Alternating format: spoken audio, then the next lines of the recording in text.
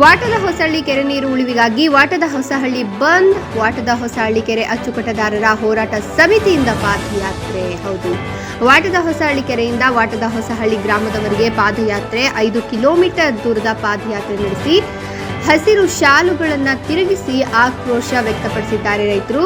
ಗೌರಿಬಿದನೂರು ನಗರಕ್ಕೆ ಕುಡಿಯುವ ನೀರಿಗೆ ವಾಟದ ಹೊಸಹಳ್ಳಿ ಕೆರೆ ನೀರನ್ನು ಬಳಸಿಕೊಳ್ಳಲು ತಯಾರಿಯನ್ನು ನಡೆಸ್ತಾ ಇರೋ ಹಿನ್ನೆಲೆ ಗೌರಿಬಿದನೂರು ಶಾಸಕ ಪುಟ್ಟಸ್ವಾಮಿ ಗೌಡ ಕೆರೆ ನೀರನ್ನ ಬಳಸಿಕೊಳ್ಳಲು ಡಿಪಿಆರ್ ತಯಾರಿಕೆಯನ್ನು ಮಾಡಿದ್ದಾರೆ. ಹೀಗಾಗಿ ಶಾಸಕ ಪುಟ್ಟಸ್ವಾಮಿ ಗೌಡ ನಡೆ ವಿರುದ್ಧ ರೈತರು ಆಕ್ರೋಶವನ್ನು ಹೊರಹಾಕ್ತಿದ್ದು, ಯಾವುದೇ ಕಾರಣಕ್ಕೂ ನಮ್ಮ ಕೆರೆ ನೀರನ್ನ ಬೇರೆ ಕಡೆ ಹರಿಸಲು ಬಿಡೋದಿಲ್ಲ ಅಂತ ವಾಟದ ಹೊಸಹಳ್ಳಿ ಕೆರೆ ಅಚ್ಚುಕಟ್ಟುದಾರರ ಸಂಘ ಹಾಗೂ ರೈತಪರ ಸಂಘಟನೆ ಆಕ್ರೋಶ ವ್ಯಕ್ತಪಡಿಸಿದೆ.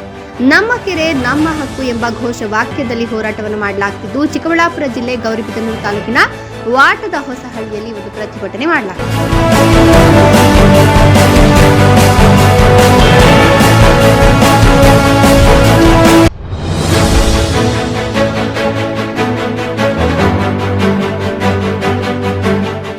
ಬೆಂಗಳೂರು ದೊಮ್ಮಸಂದ್ರ ವರ್ತೂರು ಮುಖ್ಯ ರಸ್ತೆಯಲ್ಲಿ ನೀರಿನ ಟ್ಯಾಂಕರ್ ಪಲ್ಟಿಯಾಗಿ ವಾಹನ ಸಂಚಾರಕ್ಕೆ ತೀವ್ರ ಅಡಚಣೆ ಉಂಟಾಗಿದೆ.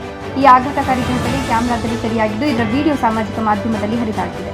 ಈ ವಿಡಿಯೋ ಹಾಲಿವುಡ್ ಸಿನಿಮಾದ ಸಾಹಸ ದೃಶ್ಯವನ್ನ ನೆನಪಿಸ್ತಾ ಇದೆ. ಚಾಲಕ ವಾಹನದ ನಿಯಂತ್ರಣ ಕಳೆದುಕೊಂಡು ಅಪಘಾತ ಸಂಭವಿಸಿದೆ ಅಂತ ವಿಡಿಯೋ ತೋರಿಸ್ತಾರೆ. ಅದೇ ರಸ್ತೆಯಲ್ಲಿ ಪ್ರಯಾಣಿಸಿದ ಕಾರಿನಲ್ಲಿ ಅಳವಡಿಸಲಾದ ಹಿಂಭಾಗದ ಡ್ಯಾಶ್ ಕ್ಯಾಮ್ನಲ್ಲಿ ಈ ವಿಡಿಯೋ ಸೆರೆಯಾಗಿದೆ.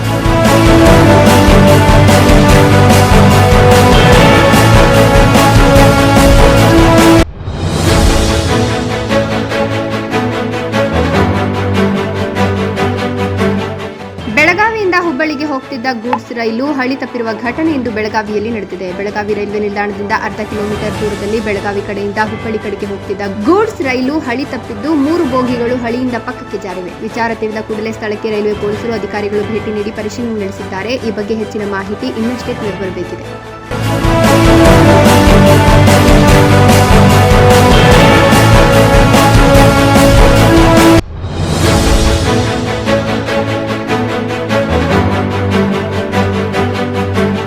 ರಾಜ್ಯದ 5 ದಿನದ ಹವಾಮಾನ ವರದಿಯನ್ನು ಇಂದು ಮಲ್ಲೇಶ್ವರಂನಲ್ಲಿ ಹವಾಮಾನ ಇಲಾಖೆಯ ನಿರ್ದೇಶಕ ಸಿಎಸ್ ಪಾಟೀಲ್ ಹೇಳಿದ್ದಾರೆ.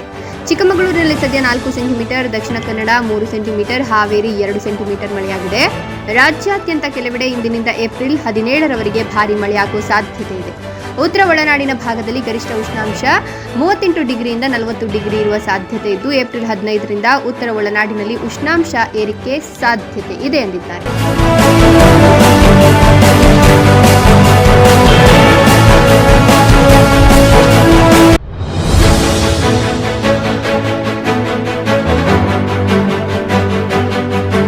ತೆಲಂಗಾಣದ ವಿಕಾರಾಬಾದ್ ಜಿಲ್ಲೆಯ ತಂದೂರ್ ಮಂಡಲದಲ್ಲಿರುವ ಕರಣ್ಕೋಟ್ ಎಸ್ಬಿಐ ಶಾಖೆಯಲ್ಲಿ ಮಂಗಳವಾರ ಬೆಂಕಿ ಕಾಣಿಸಿಕೊಂಡಿದೆ. ಶಾರ್ಟ್ ಸರ್ಕ್ಯೂಟ್ನಿಂದಾಗಿ ಬೆಂಕಿ ಅವಘಡ ಸಂಭವಿಸಿದೆ ಅಂತ ಬ್ಯಾಂಕ್ ಅಧಿಕಾರಿಗಳು ಬಹಿರಂಗಪಡಿಸಿದ್ದಾರೆ.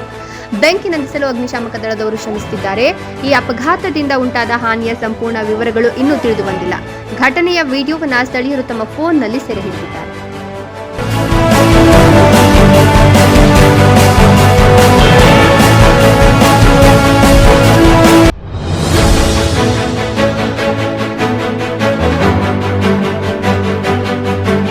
ಜಾತಿ ಗಣತಿ ವರದಿಯನ್ನು ಹೊರತರೋದು ಸವಾಲಿನ ಕೆಲಸವಾಗಿದ್ರೂ ಮುಖ್ಯಮಂತ್ರಿಗಳು ಇದನ್ನು ಯಶಸ್ವಿಯಾಗಿ ಪ್ರಕಟಿಸಿದ್ದಾರೆ. ಈಗ ವಾಸ್ತವಿಕ ಸ್ಥಿತಿಗತಿ ತಿಳಿದು ಬಂದಿದೆ ಅಂತ ಸೋಮವಾರ ಸದಾಶಿವನಗರದಲ್ಲಿ ಗೃಹ ಸಚಿವ ಪಿ ಪರಮೇಶ್ವರ್ ತಿಳಿಸಿದ್ದಾರೆ. ಸುದ್ದಿಗಾರರೊಂದಿಗೆ ಮಾತನಾಡಿದ ಅವರು, ವರದಿ ಬಂದಿರುವ ಕಾರಣ ತಕ್ಷಣವೇ ಯೋಜನೆಗಳು ಅಥವಾ ಕಾರ್ಯಕ್ರಮಗಳ ಬಗ್ಗೆ ವಿವರಿಸಲು ಸಾಧ್ಯ ಇಲ್ಲ. ಏಪ್ರಿಲ್ 17ರಂದು ನಡೆಯಲಿರುವ ಸಂಪುಟ ಸಭೆಯಲ್ಲಿ ಈ ಒಂದು ವಿಷಯದ ಮೇಲೆ ಕೇಂದ್ರೀಕರಿಸಿ ಚರ್ಚಿಸಲಾಗುವುದು ಎಂದರು.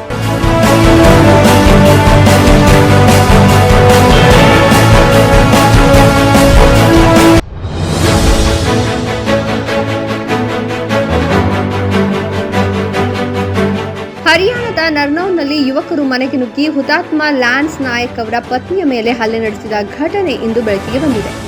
ಮಹಿಳೆಯನ್ನ ಮನೆಯಿಂದ ಅಂಗಳಕ್ಕೆ ಎಳೆದುಕೊಂಡು ಹೋಗಿ ಯುವಕರು ಕೋಲುಗಳಿಂದ ಕ್ರೂರವಾಗಿ ಥಳಿಸಿದ್ದಾರೆ. ಘಟನೆಯ ವಿಡಿಯೋ ಸಿಸಿಟಿವಿಯಲ್ಲಿ ಸೆರೆಯಾಗಿದೆ. ಸಂತ್ರಸ್ತ ಮಹಿಳೆ ಮಡಿದ ಸೈನಿಕನ ಪತ್ನಿಯಾಗಿದ್ದು, ಅವರ ಮಗ ಕೂಡ ಪ್ರಸ್ತುತ ಸೇವೆ ಸಲ್ಲಿಸುತ್ತಿದ್ದಾರೆ. ಈ ವಿಡಿಯೋ ಇದೀಗ ಸಾಮಾಜಿಕ ಜಾಲತಾಣದಲ್ಲಿ ವೈರಲ್ ಆಗಿದೆ.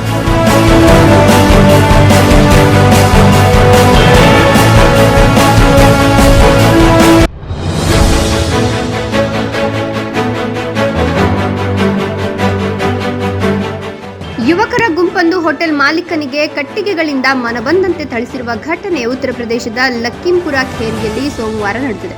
ಹೋಟೆಲ್ ಮಾಲೀಕ ಜಗದೀಶ್ ಕುಮಾರ್ ಅವರನ್ನ ರಾಜೇಶ್ ವರ್ಮಾ, ಅನುಜ್ ವರ್ಮಾ ಮತ್ತು ರೋಹಿತ್ ಹಲ್ಲೆ ಮಾಡಿದ್ದಾರೆ ಎನ್ನಲಾಗಿದೆ. ಇನ್ನು ಘಟನೆಯ ವಿಡಿಯೋ ಸಾಮಾಜಿಕ ಜಾಲತಾಣದಲ್ಲಿ ವೈರಲ್ ಆಗಿದೆ. ಯಾವ ಕಾರಣಕ್ಕೆ ಇವರು ಹಲ್ಲೆ ಮಾಡಿದ್ದಾರೆ ಅನ್ನೋ ಮಾಹಿತಿ ಲಭ್ಯವಾಗಿಲ್ಲ. ಸಚಿನ್ ಗುಪ್ತಾ ಅನ್ನೋರು ತಮ್ಮ ಎಕ್ಸ್ ಖಾತೆಯಲ್ಲಿ ವಿಡಿಯೋ ಹಂಚಿಕೊಂಡಿದ್ದಾರೆ.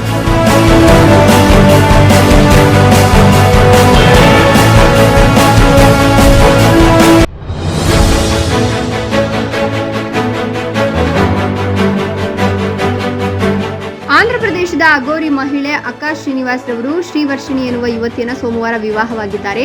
ಅಘೋರಿ ಮತ್ತು ವರ್ಷಿಣಿ ದೇವಸ್ಥಾನವೊಂದರಲ್ಲಿ ವೇದ ಮಂತ್ರಗಳ ನಡುವೆ ವಿವಾಹವಾದರು. ಅಘೋರಿ ಶ್ರೀವರ್ಷಿಣಿಯ ಕುತ್ತಿಗೆಗೆ ಮಂಗಳಸೂತ್ರ ಕಟ್ಟಿರುವ ವಿಡಿಯೋ ಸಾಮಾಜಿಕ ಜಾಲತಾಣಗಳಲ್ಲಿ ವೈರಲ್ ಆಗ್ತಿದೆ. ಘಟನೆಯ ವಿಡಿಯೋವನ್ನು ಸ್ಥಳೀಯರು ತಮ್ಮ ಫೋನ್ನಲ್ಲಿ ಸೆರೆ ಹಿಡಿದಿದ್ದಾರೆ. ಈ ಘಟನೆ ತೆಲುಗು ರಾಜ್ಯಗಳಲ್ಲಿ ಭಾರಿ ಸಂಚಲನ ಮೂಡಿಸಿದೆ.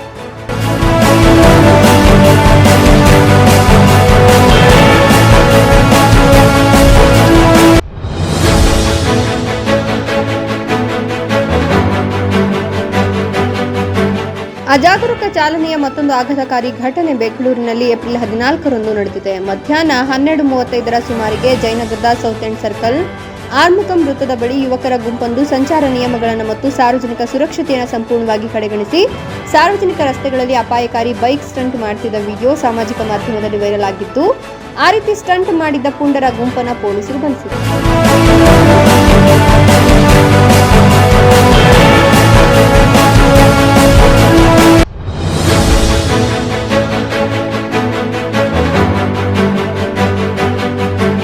ಬೆಂಗಳೂರಿನಲ್ಲಿ ಬಿಎಂಟಿಸಿ ಬ್ರೇಕ್ ಫೇಲ್ ಆಗಿ ಡಿವೈಡರ್ಗೆ ಡಿಕ್ಕಿ ಹೊಡೆದ ಘಟನೆ ಇಂದು ಸಂಜೆ 6 ಗಂಟೆ ಸುಮಾರಿಗೆ ನಡೆದಿದೆ. 410 EM ಸಂಖ್ಯೆಯ ಗರುಗುಂಟೆಪಾಳ್ಯದಿಂದ ಬನಶಂಕರಿ ಕಡೆ ಚಲಿಸುತ್ತಿದ್ದ ಬಸ್ನಲ್ಲಿ ಏಕಾಏಕಿ ಬ್ರೇಕ್ ಕೈಕೊಟ್ಟಿದೆ. ಇದರಿಂದ ಚಾಲಕನ ನಿಯಂತ್ರಣ ಕಳೆದುಕೊಂಡು ಸುಮ್ನಹಳ್ಳಿ ಬ್ರಿಡ್ಜ್ ಬಳಿ ಡಿವೈಡರ್ಗೆ ಬಸ್ ಡಿಕ್ಕಿ ಹೊಡೆದಿದೆ.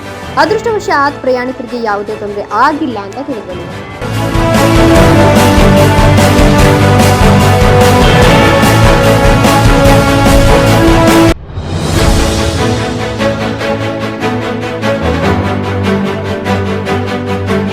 ಇಬ್ಬರು ಮಹಿಳೆಯರ ನಡುವಿನ ವೈಯಕ್ತಿಕ ವಿವಾದವು ಸಂಘರ್ಷಕ್ಕೆ ತಿರುಗಿದ ಘಟನೆ ಉತ್ತರ ಪ್ರದೇಶದ ನೋಯ್ಡಾದ ರೆಸಿಡೆನ್ಸಿಯಲ್ ಕಾಂಪ್ಲೆಕ್ಸ್ನಲ್ಲಿ ಶನಿವಾರ ನಡೆದಿದ್ದು, ಇದರ ವಿಡಿಯೋ ಸಾಮಾಜಿಕ ಜಾಲತಾಣದಲ್ಲಿ ವೈರಲ್ ಆಗಿದೆ. ಇಬ್ಬರು ಮಹಿಳೆಯರ ನಡುವೆ ವಾಟ್ಸ್ಆಪ್ ಕರೆಯೊಂದರ ಬಗ್ಗೆ ಮಾತಿನ ಚಕಮಕಿ ಪ್ರಾರಂಭವಾಗಿ ನಂತರ ಬೀದಿ ಕಾಳಗಕ್ಕೆ ತಿರುಗಿತು. ಈ ಸಂಪೂರ್ಣ ಘಟನೆಯು ಕ್ಯಾಮೆರಾದಲ್ಲಿ ಸೆರೆಯಾಗಿದೆ. ಇನ್ನು ಅನೇಕ ಜನರು ಜಗಳವನ್ನ ಬಿಡಿಸಲು ಹತಾಶ ಪ್ರಯತ್ನಗಳನ್ನು ಮಾಡುತ್ತಿರುವುದು ಕಂಡುಬಂದಿದೆ.